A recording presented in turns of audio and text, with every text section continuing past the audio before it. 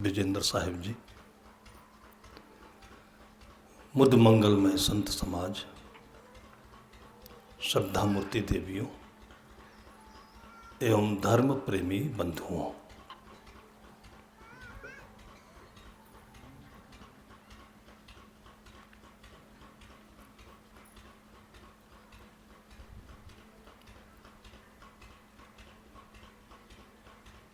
जीवन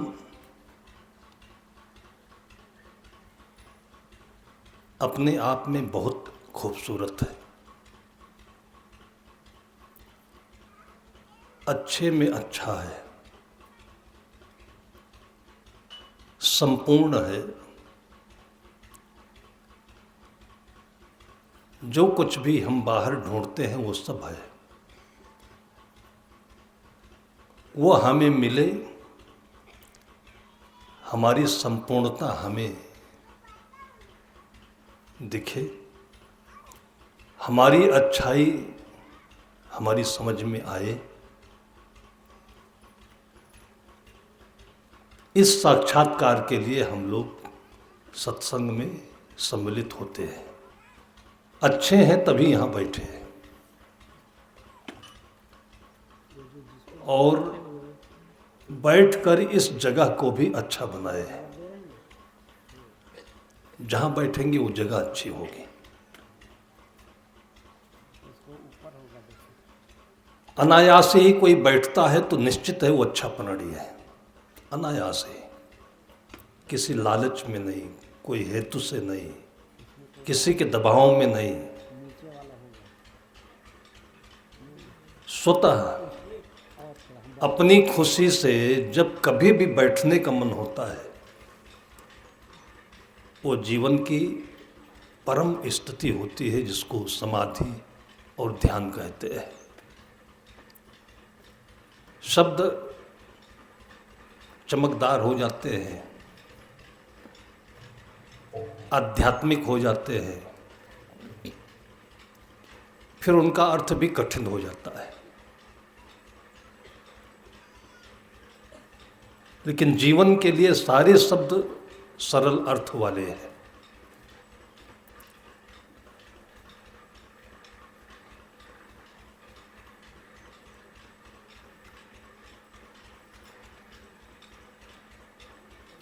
संसार में रूप से, आकार से और क्षेत्र में जितनी भी चीज़ें हैं वो कहीं छोटी दिखाई पड़ती हैं, कहीं बड़ी दिखाई पड़ती हैं, कहीं कम हैं, कहीं ज़्यादा हैं। और आगे उसका विवेचन करें तो छोटा है, बड़ा है, कोई सांवला है, कोई गोरा है, कोई खट्टा है, कोई मीठा है, कोई कड़वा तीता है। ये विभिन्नताएं जो हमें देखने में आती हैं, ये सामान्य ज्ञान है। ये प्रथम दृष्टया जब हमारे सामने कोई चीज़ आती है तो बस इतना ही हम तत्काल उसको समझते हैं। संत कहते हैं कि उससे और अंदर में जाइए। कब जाइए? जब आपको जो चीज़ देख रहे हैं, जो चीज़ जान रहे हैं, जो चीज़ आपके सामने है,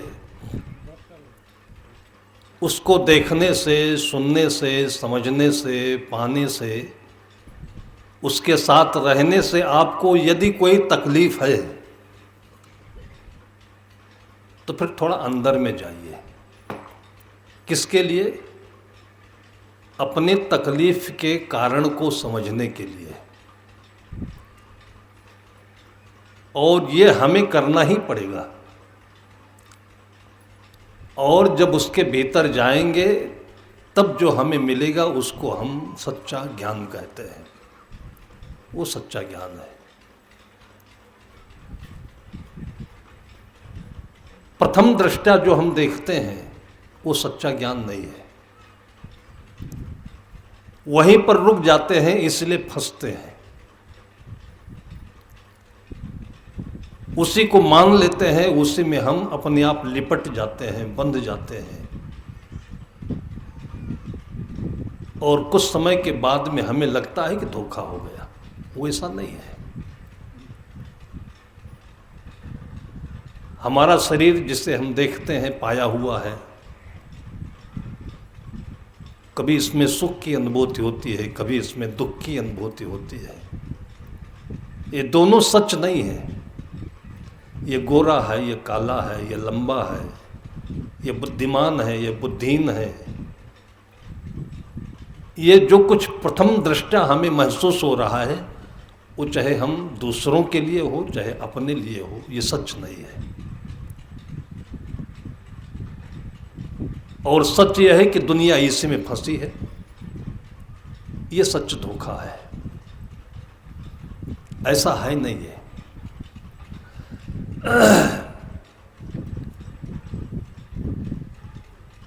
इसलिए हर किसी के भीतर में सत्य के लिए धैर्य होना चाहिए। जैसे हम बीज बोते हैं, मान लीजिए कि आपके हाथ में बबूल का, चने का, मटर का, आम का बहुत सारा ऐसे बीज है।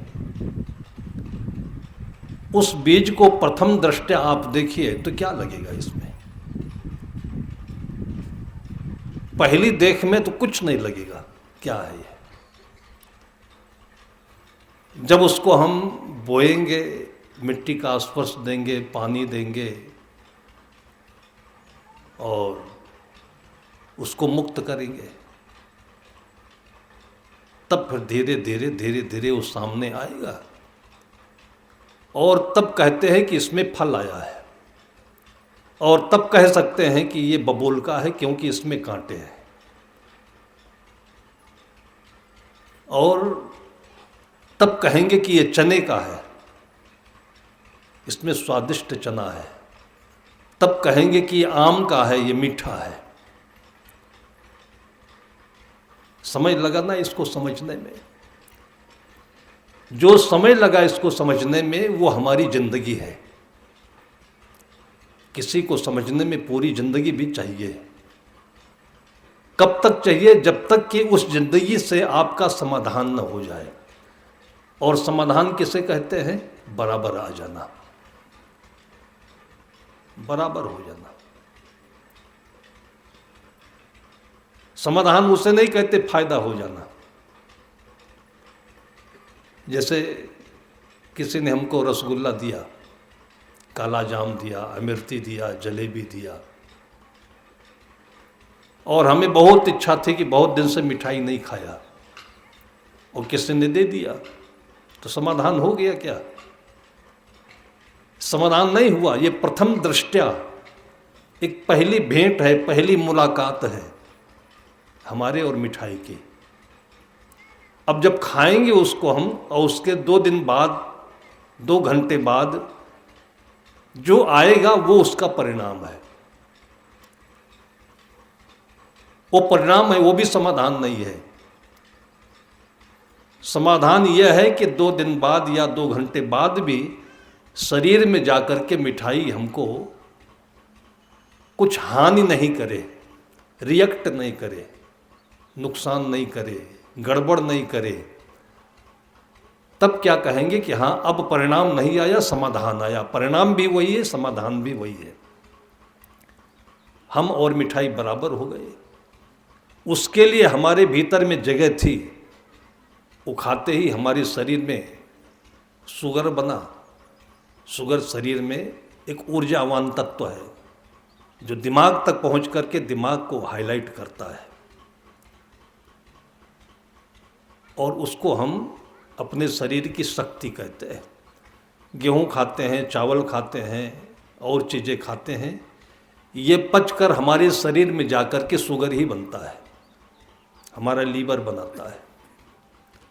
और जितने का हम यूज कर लेते हैं श्रम के द्वारा, मेहनत के द्वारा, एक्सरसाइज के द्वारा, वो ख़त्म हो जाता है, बराबर हो जाता है। और जितना बचा रखते हैं वो लीवर में जा कर के स्टोर होता है, और जब ज़्यादा होता है तब कहते हैं लीवर फैटी हो रहा है, और तब बीमारी होती है।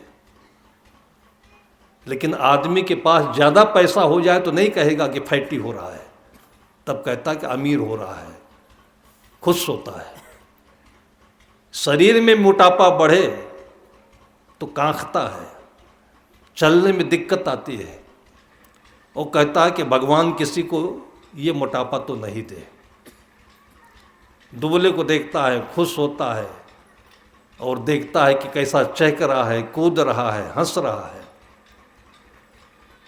लेकिन उसी की जगह पर अगर पैसा बहुत मोटा हो जाए आदमी, तो भले ही उससे दबा जाए दबा जाए दबा जाए, लेकिन कांखता नहीं कि पैसा ज़्यादा हो गया, ले जाओ इसे। अब ये हम लोगों के जीवन का अज्ञान है।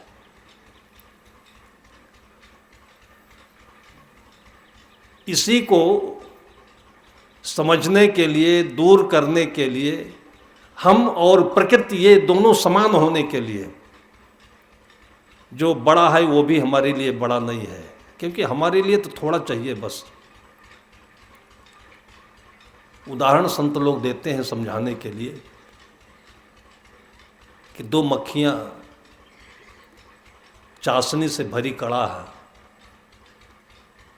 और घूमते इठलाते देखा कि आज तो समुद्र मिल गया चाशनी का, बैठ गए किनारे, थोड़ा सा चखा, फिर हाथ सफाई किया, सिर साफ किया, देखा ना कभी मक्खियों को कैसे स्पर्ट होती है।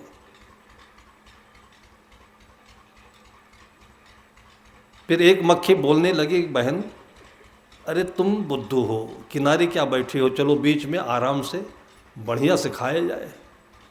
अब दोनों में संवाद होता है।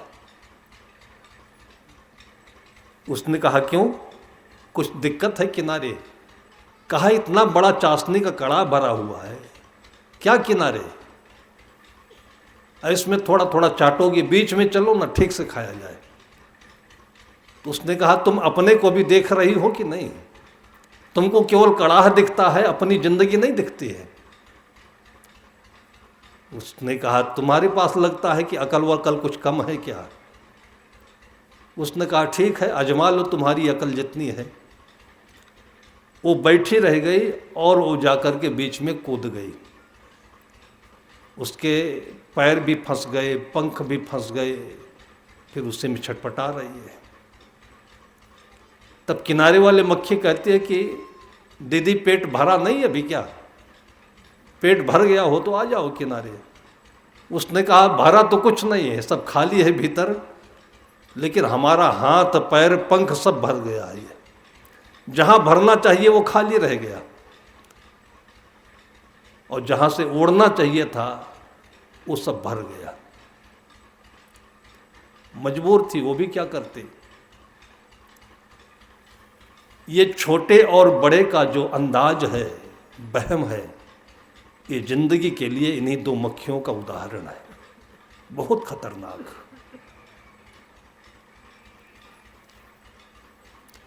लेकिन व्यवहार है तो दूब बिल्कुल छोटी सी होती है और पीपल का पेड़ बहुत विशाल होता है। लेकिन पीपल का पेड़ बड़ा नहीं, दूब छोटी नहीं। क्वालिटी दोनों की अपनी अपनी है। छोटा और बड़ा जो दिखता है उसके अंदर क्वालिटी में जाइए, क्वांटिटी नहीं, आकार में नहीं, उसके अंदर जाइए। उस अंदर में जो मिलता है उसको सत्य कहते हैं, और वो अपने भी अंदर है और बाहर भी अंदर है। और इसी को समझने के लिए, इसी के समान जीने के लिए, इसी के समान रहने के लिए ये मानव जीवन मिला हुआ है। अगर नहीं समझेंगे तो इसी में चलेंगे, और चलेंगे तो कभी दुख होगा, कभी सुख होगा। दुख सुख इसके दिन और रात की तरीके से स्टेज है। ये मिलना ही मिलना है। जिसको सुख मिलेगा वही सुख थोड़ी देर के लिए दुख बन जाता है, जिसको दुख मिलेगा वही दुख थोड़ी देर के लिए सुख बन जाता है। दुख सुख दोनों मिलेगा। जैसे आदमी पैदल चलता है, पसीना आता है, गर्मी लगती है, 2 किलोमीटर 4 किलोमीटर 10 किलोमीटर चल देता है। अब इसको आदमी जो देखता है तो उसको लगता है कि ये गरीब आदमी है, इसके पास सुविधा नहीं है, या इसके पास बुद्धि नहीं है, या इसके पास हम जैसे संपन्नता नहीं है। बहुत सारी चीज़ें मन में आदमी विचार करता है, क्योंकि वो चल रहा है, पसीना आ रहा है, और क्योंकि वो आराम से गाड़ी पर चल रहा है। और चलते चलते चलते चलते, और अभी 10 मिनट हुए थे और बहुत स्पीड में था वो। अभी अभी 15 दिन पहले उसने कंपनी से नई गाड़ी निकाली थी 2.5 करोड़ की, और चलते चलते चलते चलते उस पैदल वाले को देखा, मजाक किया। उस मजाक में यही सारे विचार आ गए, कमज़ोर है, बुद्धि का हीन है, गरीब है, पैसा नहीं होगा, पसीने से तरबतर है, यही सब सोचते। 2-4 थे वो दोस्त आपस में, और घड़ी की सुई देखी तो 250 किलोमीटर प्रति घंटा की रफ्तार में गाड़ी जा रही थी। पीछे एक उसका दोस्त मोबाइल में रिकॉर्डिंग कर रहा था और उसको फेसबुक से भी जोड़ दिया था। एक कह रहा था, देख स्पीड कम नहीं करना, एक्सीलेटर दबाते रहो। 15 दिन पहले गाड़ी, महीना दिन पहले निकली थी, सर्विसिंग पर जा रहे थे वो, और जिसके नाम गाड़ी थी वो अपने माँ बाप का अकेला बेटा था, और वो डॉक्टर भी था। वैसे सोने में सुगंध नहीं होता है, लेकिन लोग चाहते हैं कि सोने में सुगंध हो। क्यों चाहते हैं? कि जो सोना होता है वो सबके पास नहीं हो सकता है। भाई अभी तो 80-85 हज़ार के बीच में सोना चल रहा है, सबके पास नहीं होगा। लेकिन अगर सोने में खुशबू होती तो सबके पास होती है। जिसके पास सोना है उसके पास भी खुशबू होती, और दूर दूर तक जिसके पास सोना नहीं है खुशबू उसको भी मिलती। इसलिए सोने से गुलाब का फूल ज़्यादा प्रिय होता है। साहब कहते हैं कि कबीर संगत साधु की ज्यों गंधी को बास, जो कुछ गंधी ले नहीं तो भी बास सुबास। इसलिए खुशबू ज़्यादा प्रसिद्ध है, सुगंधी। और सुगंधी को संतों के लिए, मनुष्य के लिए, भक्तों के लिए उसकी यश, कीर्ति और गुण कहा जाता है। वो सोने में नहीं हो सकता है। वो डॉक्टर था, 2.5 करोड़ की गाड़ी भी थी, दोस्त सब उसके अमीर थे, ये सारी चीज़ें उसके दिमाग में चढ़ी थी, जो है नहीं। गाड़ी भी अपनी क्या है, लोहे की है। डॉक्टर भी क्या है, बुद्धि है। ये सब सारी चीज़ें जहाँ के लिए है उसका याद नहीं है, जहाँ के लिए है वो जिंदगी है उसकी याद नहीं। जो पैदल जा रहा है उसके पास जिंदगी तो है, वही जिंदगी हमारे पास में है। लेकिन इन दोनों में जो अंतर है वो समझ रहा है, जो बराबर है वो नहीं देखता आदमी। छोटे बड़े में जो अंतर है वो दिखाई पड़ता है, लेकिन जो बराबर है वो नहीं दिखाई पड़ता है। जो बराबर है उसको देखना ही ज्ञान है, वही राम है, वही भगवान है, वही अल्लाह है, वही ईश्वर है, जो बराबर है। 10 मिनट केवल निकले होंगे उसके, और एकदम से वो national highway, express way, UP की घटना है, ये चल रही थी। एक्सप्रेस वे का निर्माण हो रहा था, और कहीं पर डाइवर्जन आया और 250 की स्पीड को कंट्रोल नहीं कर पाया और जाके तड़ाक से वो भिड़ गया। और चारों दोस्त वहीं पर आटे स्पॉट मर गए और अपने पिता का अकेला लड़का था वो। 2.5 करोड़ की गाड़ी सर्विसिंग में भी नहीं जा पाई। बाद में उसके मोबाइल से जो फेसबुक पर चल रहा था उसी को पत्रकारों ने आउट किया। कौन बड़ा कौन समझदार?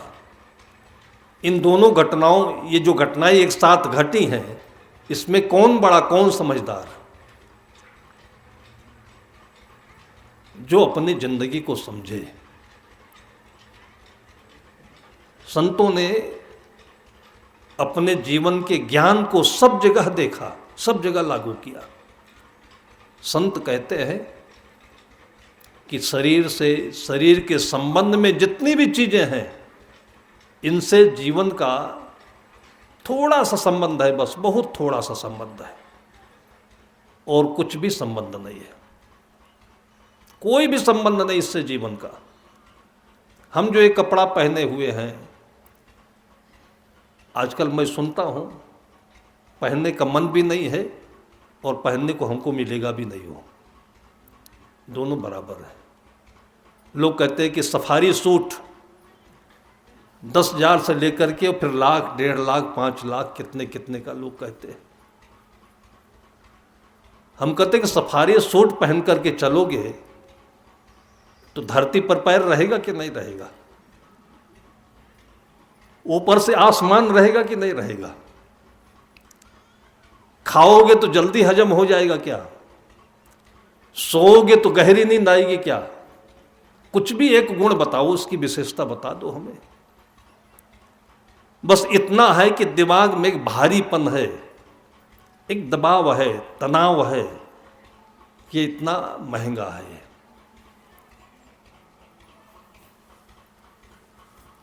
ये सुख नहीं है, दुख है। दुख किसे कहते हैं? मस्तिष्क के तनाव को। और फ्री ऑफ माइंड रहना। फ्री ऑफ माइंड मतलब आपके दिमाग में कुछ भी तनाव ना हो और आपका जीवन, आपके जीवन का जो काम है ये आराम से होता रहे, उसको सुख कहते हैं। सुख नहीं, उसको परमानंद कहते हैं, जो कभी घटता भी नहीं, कभी बढ़ता भी नहीं है। सदगुरु कहते हैं, वृक्ष कबहु नहीं फल भखै, नदी न संचय नीर, परमार्थ के कारणे साधुन धरा शरीर। अपनी जिंदगी को समझना हो तो आप वृक्षों को देखिए। एक छोटे से बीज से अंकुरित होकर के इतना बड़ा हो गया, और एक वृक्ष में एक बार आंधी आ जाए तो 10 किलो, 20 किलो, 50 किलो तक आम गिरता है। आम के बगीचे बहुत होते हैं उत्तर प्रदेश में, तो हम लोग उसको देखते हैं। और संजोग से जहाँ पर मैं आया हूँ, पोटियाडी के आसपास भी आम के बहुत बड़े बड़े पेड़ हैं। छत्तीसगढ़ में तो नहीं देखने को मिलते। एक बार आंधी आ जाए तो कम से कम 50 किलो आम गिर जाता है। जहां पर खड़ा है वहां पर कोई गड्ढा नहीं है। छोटे बीज से इतना बड़ा विशाल हो गया वो, लेकिन कहीं गड्ढा बनाया। जो इतना महान हो गया कि कोई उससे छोटा नहीं हुआ, कहीं कुछ घटा नहीं और बढ़ गया। गणित में ऐसा कोई सूत्र नहीं है, कोई भी ऐसा गणित में फार्मूला नहीं है कि किसी को घटाओ नहीं और बढ़ जाए। और ये गणित ही मैं बता रहा हूं, प्रकृति की गणित है। और इसको लोग गॉड गिफ्ट कहते हैं, ईश्वर की देनी कहते हैं। अपनी जिंदगी में इस सूत्र को लागू करो कि कोई घटे नहीं और बढ़ जाए, उसको महानता कहते हैं और उसको महापुरुष कहते हैं, उसको मां भी कहते हैं। मां शब्द धीरे धीरे फिसल रहा है, घटता नहीं है। कौन सी चीज है? मां का मन कभी घटता नहीं अपने बच्चों के लिए। भाई एक माँ के 2 बच्चे भी होते हैं, 3 भी होते हैं, 4 भी होते हैं। और देखने के लिए तो मैंने संपर्क में आए हुए 12 बच्चे की माँ को भी देखा है। बहुत विचार मैंने किया कि जब पहला बच्चा इस माँ को हुआ होगा तो उस बच्चे को इसने पेट भर दूध पिलाया कि नहीं पिलाया।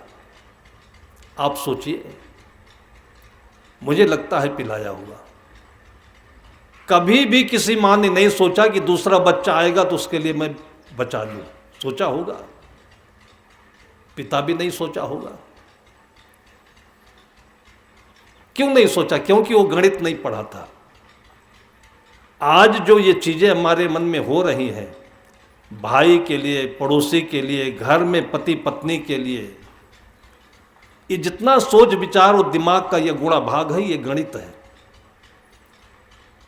आत्मा में आए बगैर ये दिमाग का गुणा भाग जाएगा नहीं और कभी चैन आएगा नहीं। चैन क्या है? दिमाग का गुणा भाग। पहले इतना था, अब इतना हो गया, उसके पास उतना है, हमारे पास इतना है। यही गुणा भाग आदमी को रात दिन बेचैन किया हुआ है, रात दिन बेचैन किया हुआ है। किसी के कपड़े के रंग देखकर, किसी के घर की डिजाइन देखकर, किसी की गाड़ी की कंपनी देखकर तो परेशान है सब।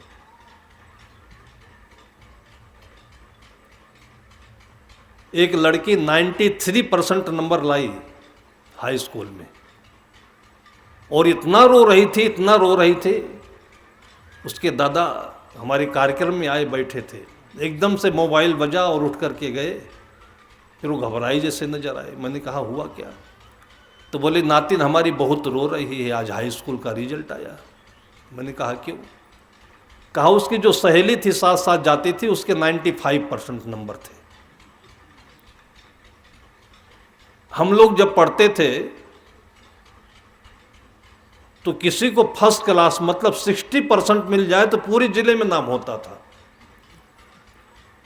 और बाकी पास हो जाए ये बड़ी बात होती थी। तो पास कितने में होते थे?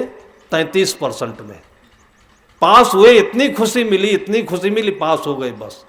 उस समय परसेंटेज नहीं गिना जाता था।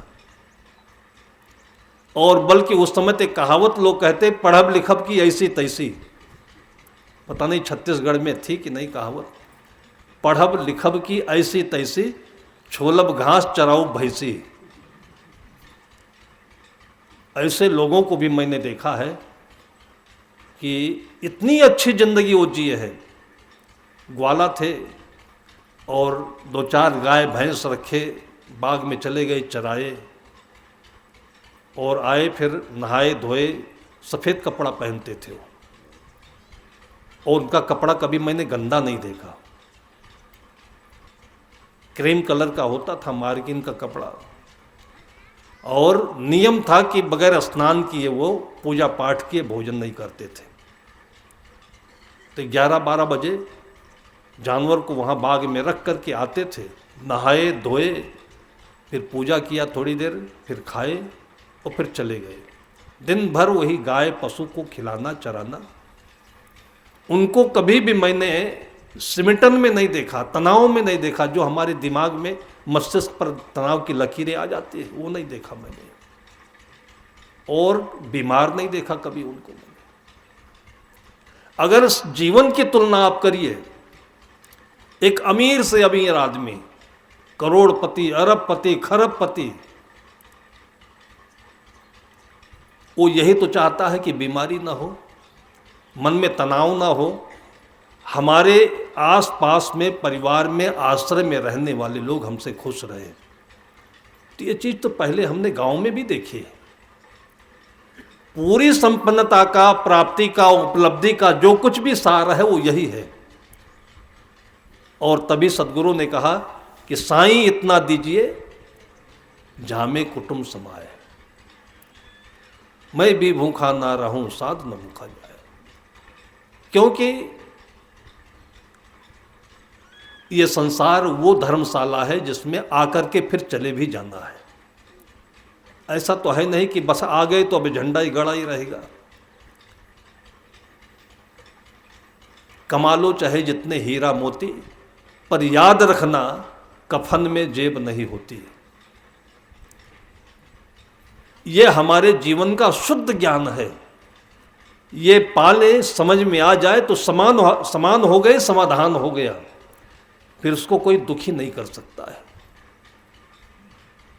ये आँख सबके पास है और दुनिया सबकी यही है। ऐसा नहीं कि कोई मन चाहे तो दुनिया अलग बना ली अपनी।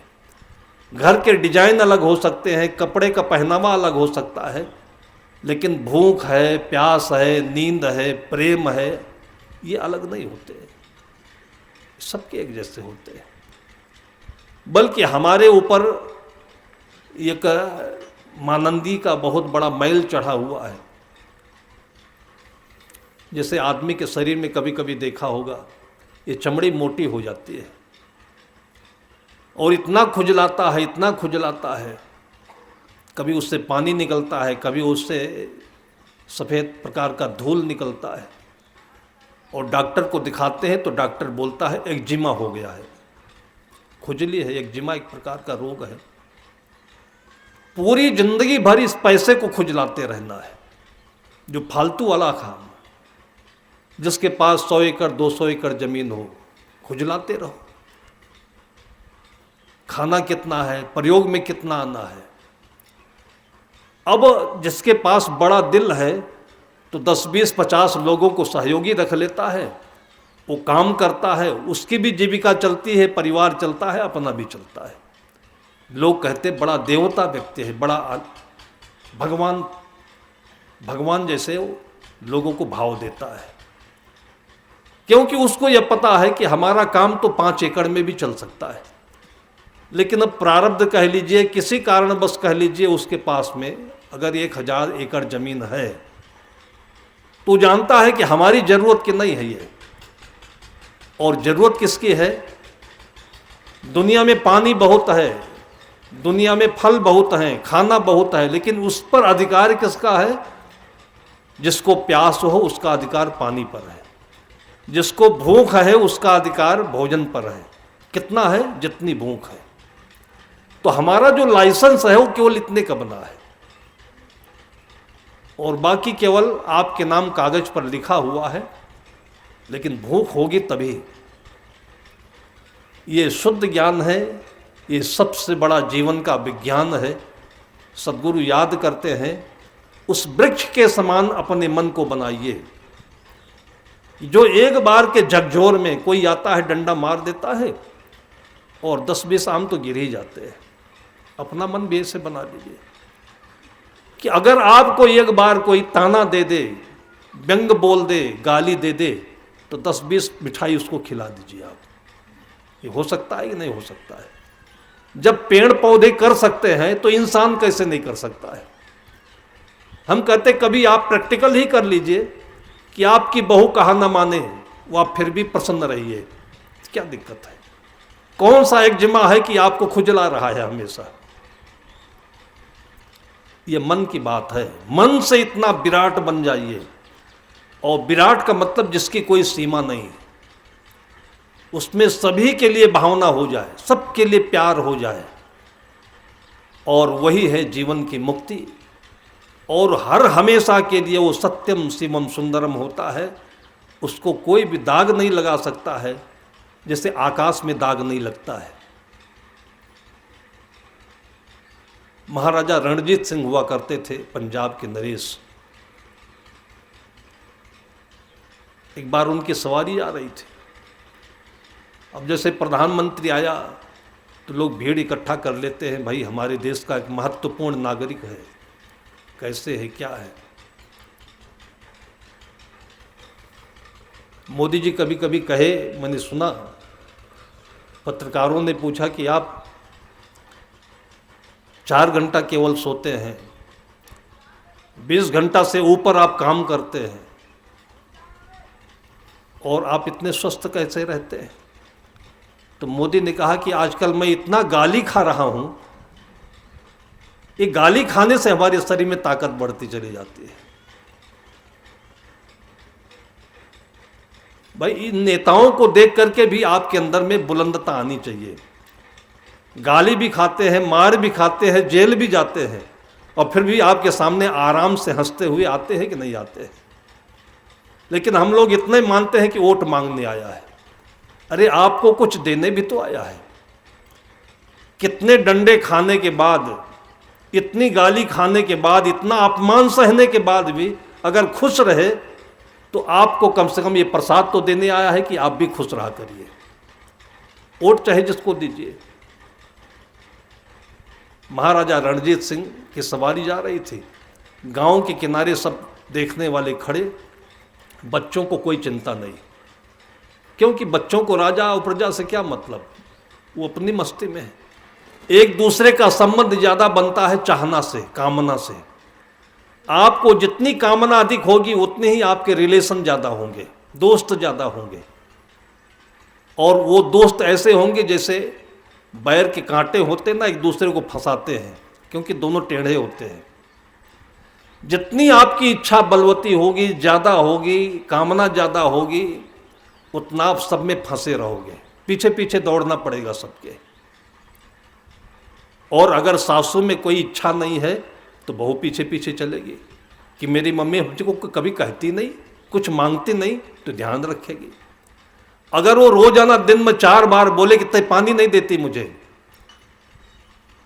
तो लाके रख देगी, लेकिन कहेगी नहीं ले पानी पी ले, क्योंकि मजबूरी है उसको रखने की, दिया हुआ खा रही है।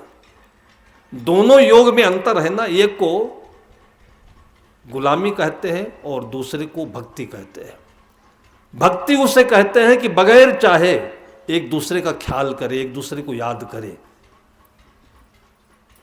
बगैर चाहे। सासू कुछ नहीं चाहती लेकिन बहू ख्याल करती है, बहू भी सासू से कुछ नहीं चाहती लेकिन सासू बहुत ही बेटी जैसे ख्याल रखती है। पिता पुत्र के बीच में, गुरु शिष्य के बीच में। सदगुरु विशाल देव, सदगुरु प्रेमदेव दोनों ऐसे अनोखे जोड़े हुए कि सदगुरु विशाल देव कहीं मठाश्रम नहीं होता था, और ऐसे बाग बगीचा हो उसी में वो रमते थे। कोई किसी को ले जाना हो तो कहते थे कि बगीचे में कहीं आसन रखना हमारा। फिर लोग जब उनकी कोई याचना नहीं होती थी तो जैसे राजे महाराजाओं के लिए व्यवस्था होती थी, 2-4 एकड़ की बाग, उसको पूरा साफ करना, पानी से बागों को हरा बनाए रखना। गर्मी के दिन हो तो उसमें क्यारियां बना करके बीच बीच में पानी भी भर देना, ये होता था उनके लिए। जिनके पास अपना कोई भी सल्तनत नहीं, कोई मठ नहीं, कोई उनके पास अपने नाम की कोई चीज नहीं, और 95, 96, 97 साल, पूरा 100 वर्ष वो जीवन जिए हैं, और राजे महाराजाओं की तरह से उनकी सेवा हुई है। भक्त लोगों को शौक था करने का, वो नहीं चाहते थे इसलिए होता था। कभी भी उन्होंने किसी से नहीं कहा कि तुम ये काम करो। उनके साथ शिष्य होते थे 150 की संख्या में। सदगुरु प्रेम साहब उनके पास आए 11 साल की उम्र में, और प्रथम दृष्टया उन्होंने कह दिया कि तुम बच्चे हो अभी, और मैं केवल बगीचे में रहता हूं, मेरे पास कल को खाने का कोई ठिकाना नहीं। उस समय 45 के आसपास की उम्र रही होगी सदगुरु विशाल देव की।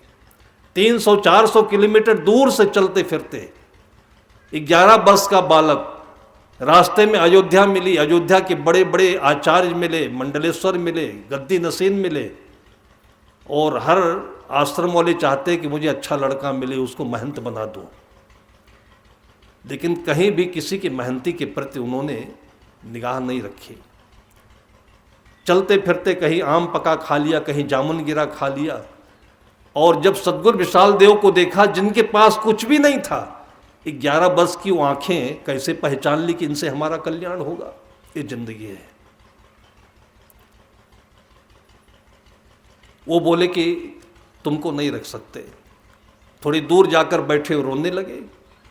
तब फिर साहब उठ करके चलते चलते उनके पास पहुंचे। क्यों रोते हो? तो बोले मैं तो आपके पास रहने के लिए आया हूं। कहा अच्छा फिर ठीक है, तुम्हारा मन है तो रहो, मैं देखता हूं। और जैसे इतना दिल पाए, हृदय पाया उनका, और वैसे फिर वो फॉरवर्ड बने कि उनके सारे कामों को सीख लिया। उनके लिए भोजन बनाया, कपड़े धोना, सारी व्यवस्था करना, और उसके बाद जो कुछ वो गुनगुनाते थे, बोलते थे, उसको पद्य में संकलित कर लेना। और 16-17 साल की उम्र में सत्य ज्ञान प्रकाश की रचना कर दी उन्होंने, छपा दिया। और तब से पूरे जीवन भर उनके साथ रहे। और सदगुरु विशाल देव कभी समाज में कुछ थोड़ा सा ऊंच नीच पड़े, कोई झगड़ा हो, तो उनको बुला करके नहीं, उनके पास जब बंदई करने जाते थे तो उनको डांटते थे कि तुम्हारी वजह से गड़बड़ हो रहा है। और कभी वो सफाई नहीं देते थे कि नहीं गुरुदेव मेरी गलती नहीं है, कभी भी सफाई नहीं दिया। जब वो डांटने लगते थे तो एक पैर पर खड़े होकर हाथ जोड़ करके, हाँ सरकार, हाँ प्रभु, ऐसा जीवन जी करके और उनके साथ हम लोग भी रहे। इसको निरपेक्ष जीवन कहते हैं कि दोनों ने दोनों से कुछ नहीं चाहा और दोनों का इतना गहरा अंतःकरण, इतना योग, और इसी का अनुसरण करते हुए उनके पास 150 की संख्या में साधु रहे और बिना किसी मठ के, बिना किसी सुविधा के, और 2 पीढ़ी चलते रहे। 15-20 वर्ष हम लोग भी बिना मठ के चले उनके साथ में। आध्यात्मिक मनोविज्ञान की रचना, स्कूल में पढ़ो। हम लोग जब आए तो लोगों ने कहा थोड़ा पढ़ लो, अभी पढ़ने की उम्र है, अभी कुछ और कर लो, नहीं तो कोई जानेगा नहीं, कोई पूछेगा नहीं, फिर पीछे से कहाँ खाओगे, क्या रहोगे, यहाँ तो कुछ मठवट है नहीं। ये भी लोग कहते थे। उन्हीं के पीछे रहते चलते, पेड़ों के नीचे बैठते और कहीं से चिट्ठी आती थी और चिट्ठी में जो लिफाफा होता था वो सादा, उसी को खोल करके कुछ मन में आया तो उसी में लिख देता था। और ऐसे ही पेड़ के नीचे लिखते पढ़ते 10-20 साल के अंदर में एक किताब बनी और जब गुरुदेव जी का जीवन नहीं रहा तब छपी वो, और जैसे छपी है वैसे ही पुरस्कृत हुई है। आपका ये छत्तीसगढ़ मध्य प्रदेश में होता था और इसके मुख्यमंत्री उस समय दिग्विजय सिंह हुआ करते थे। जैसे छपी है वैसे ही कहाँ पहुँच करके कैसे व्यवस्था हुई, क्या हुई, मुझे कुछ पता नहीं, लेकिन लेटर आया कि आपकी पुस्तक पुरस्कृत हुई है, आपको पुरस्कार इंदौर में देना है। और हमको जाने में देरी हुई तो वहाँ से कितने बार कॉल आया कि महाराज जी का आग्रह है कि आप आइए जरूर यहाँ पर।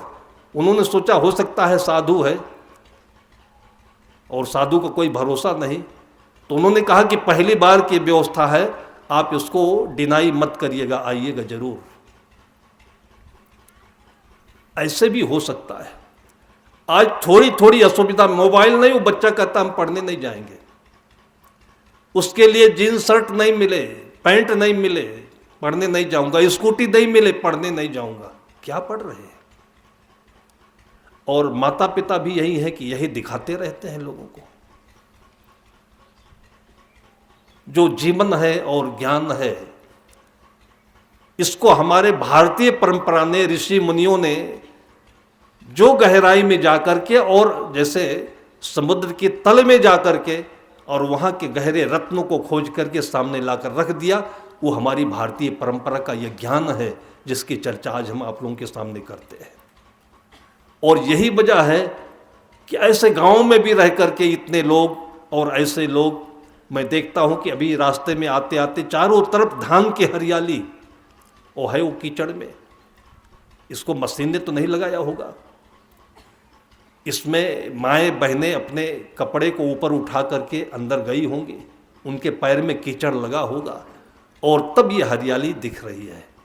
ऐसे ही इससे अधिक उनका हृदय अंतःकरण हरा भरा है। अगर सब लोगों को ये ज्ञान नहीं होता तो अडानी अंबानी के यहाँ छापा डाल करके, डकैती करके उनके धन संपत्ति को लोग लूट लेते। लेकिन सबको ये पता है कि अडानी अंबानी की स्थिति में उनके धन में सुख नहीं है। जो सुख पाए वो राम भजन में, सो सुख नाही अमीरी में, मन लागो मेरो यार फकीर। देहात में लोग इसीलिए तो सुखी है, इसलिए अपनी अपनी स्थिति में सभी मगन हैं, जो जहां है वही मगन है। उस तत्व को संतों ने पकड़ा और उसका एक आकार बनाया और वो आपके सामने रखा कि आपकी चीज है, आप इसको भूलिएगा नहीं, आप बाहर के लालच में फंसिएगा नहीं, आपके पास एक बहुत बेशकीमती रत्न है। महाराजा पंजाब केसरी जा रहे थे तो बच्चे ऐसे ही आपस में, उनको कुछ पता नहीं कौन जा रहा है, एक बगिया थी उसमें बेर के पेड़ और अच्छे अच्छे पके पके बेर लगे थे, तो डंडा मार मार करके, पत्थर मार मार करके उसका फल तोड़ रहे थे। उसी में से एक बच्चे का पत्थर आकर के महाराजा रणजीत सिंह के बाईं आंख में बैठ गया, आंख चली गई। उनके जो सिक्योरिटी के लोग थे, दौड़ो दौड़ो पकड़ो पकड़ो। महाराजा ने कहा कि जिसको पकड़ना था वो तो चली गई आंख, अब तुम किसको पकड़ने जा रहे हो? जब भी आदमी के ऊपर कोई गंभीरता आती है, किसी प्रकार की मुसीबत आती, दौड़ो दौड़ो दौड़ो। सदगुरु कहते हैं कि मुसीबत में विपत परे घबराए नहीं, जान देह की योग। थोड़ी देर रुको, पहले ठीक से समझ लो कि मुसीबत क्या है, ठीक से बैठो। 2 मिनट 5 मिनट बैठने पर एक्सीडेंट हो जाए तो भी, और नहीं तो क्या करता है आदमी, पकड़ के खींचता है जब ना, तब उसकी और टांगे टूट जाती है।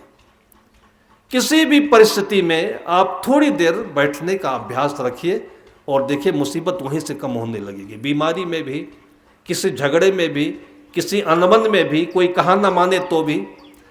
महाराजा रणजीत सिंह ने कहा कि जो जाना था वो चला गया, तुम पकड़ नहीं पाए, और किसको तुम पकड़ने के लिए दौड़ रहे हो? मतलब आंख की पट्टी करनी चाहिए, आंख को समझना चाहिए, तो तुम भूल गए। फिर उनकी सवारी वापस हुई। फिर उनका जो सिक्योरिटी था वो गांव में जाकर के तलाश किया, किसने ऐसा किया। तो गांव के लोग निर्दोष थे, किसी ने कोई साजिश के तहत तो किया नहीं था। बच्चों ने बताया कि इस बच्चे की वजह से ऐसा हुआ, इसने पत्थर मारा। कहा कल इसको लेकर के आ जाना दरबार में। दूसरे दिन पट्टी बांध करके दरबार सिंहासन में महाराजा रणजीत सिंह बैठे थे, और पूरे गांव में उस बच्चे के लिए जो करुणा थी, क्योंकि वो बच्चा निर्दोष था, पूरे गांव के लोग उस बच्चे के साथ में एक हजूम लेकर के आए, बच्चे को अंदर किया, बाहर सभी खड़े। बच्चा सामने आकर के प्रस्तुत हुआ। वो निर्दोष था इसलिए निडर भी था, कर नहीं तो डर नहीं।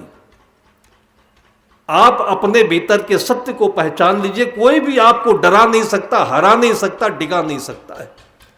साहब कहते कि सत्य सांचा भला जो सांचा दिल होए, और कर नहीं तो डर नहीं का मतलब जीवन में कभी भूल करके भी किसी का अहित मत सोचिए।